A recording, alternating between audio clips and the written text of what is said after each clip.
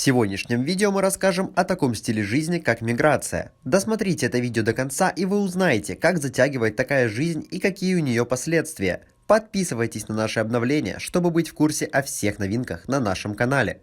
Наш проект не преследует сугубо коммерческих целей, однако всеми нами движет общая идея – честные и объективные новости без выгоды третьих лиц. Просим вас поддержать наш проект и его развитие. Ссылка для помощи будет под этим видео в описании.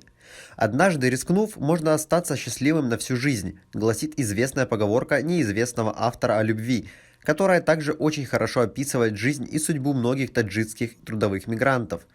Правда, в данном случае результатом риска становится не счастье и любовь, а статус трудового мигранта на долгие годы, а может и на всю жизнь. Как, к примеру, Мусо, 33-летний мигрант из Таджикистана, работающий в строительном секторе Москвы. Скоро будет 2 года с момента его крайнего, но, вероятно, не последнего въезда в Россию в поисках заработка. Первый раз я приехал сюда в 2003 году, совсем юным парнем. Тогда жизнь в Таджикистане была очень тяжелой, мои младшие братья были совсем маленькими, надо было содержать их и моих родителей. Со временем появились цели, в 2011 году поехал домой и женился, в 2012 году заработал на свадьбу брата, в 2013 отремонтировал родительский дом, потом через год отметили свадьбу сестры. Сейчас деньги трачу на лечение своего сына, который имеет проблемы с кишечником и проходит лечение в Душанбе.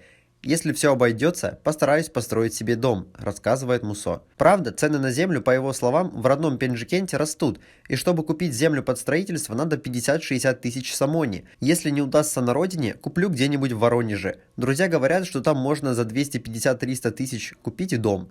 Это мне обойдется намного дешевле, уверен мигрант. Российское гражданство Мусо еще не получил. Говорит, что с недавних пор начал задумываться над этим.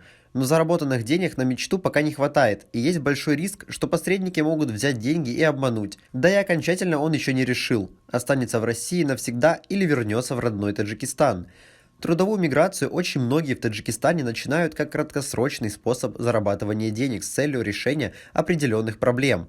Но со временем мигрант, сам того не осознавая, проводит всю свою активную жизнь на работе в другой стране. Ольга Бредникова, ведущий сторонник Центра независимых социологических исследований в Санкт-Петербурге, в своей научной статье «Невозвращение. Могут ли мигранты стать бывшими?» пишет, что в таком целевом подходе мигрантов и кроется ловушка. Как показывает практика, домашние нужды множатся. Одна следует за другой, и первоначальное стремление заработать на свадьбу сменяется желанием построить дом, купить машину, оплатить образование детям и так далее. С течением времени семья мигранта увеличивается, соответственно, растут и потребности, пишет Бредникова. Эксперт называет такой подход сценарий гастарбайтера или трудовой, при котором вся жизнь мигранта подчинена цели заработать денег на что-то конкретное. Другие сферы активности при таком подходе исключены. Ученый также выделяет иммиграционный сценарий, когда человек ориентирован на то, чтобы остаться в принимающем обществе, и его дальнейшие действия направлены на улучшение своих жизненных условий. Приключенческий или туристический сценарий, характерный молодым людям, целью которых является не только заработок, но и новые впечатления от миграции. Соответственно, их взаимодействие и поведение подчинены этой цели. Сценарий ремонта социального статуса – вариант женской индивидуальной миграции, которые чаще всего выбирают вдовы и разведенные женщины, пытающиеся решить свои жизненные проблемы и заработать на жизнь. Зарплату не платят нам, каждый месяц аванс дают.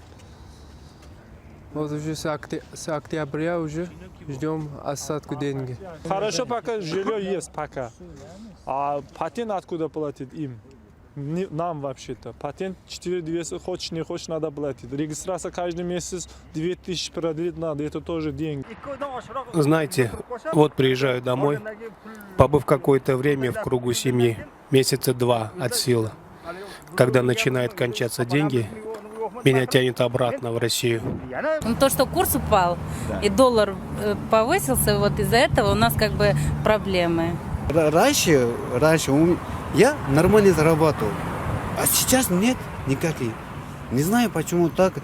Не знаю, кризис. Все кризис. Как вы относитесь к таким высказываниям? Свои ответы пишите нам в комментарии под этим видео. Бредникова отмечает, что возвращение мигранта домой является проблематичным, поскольку предполагает вынужденный пересмотр социальных условий, роли, круга общения, переопределение собственной позиции в новой социальной реальности и другое. Следует добавить еще один феномен. Некоторые мигранты отмечают, что в результате долгой отлучки у них распадаются семьи, затрудняются взаимоотношения в семьях. что еще больше толкает их по меньшей мере на дистанционную семейную жизнь и к принятию решений обосноваться в принимающей стране. На этом у нас все. Оцените наше видео подпиской и лайком.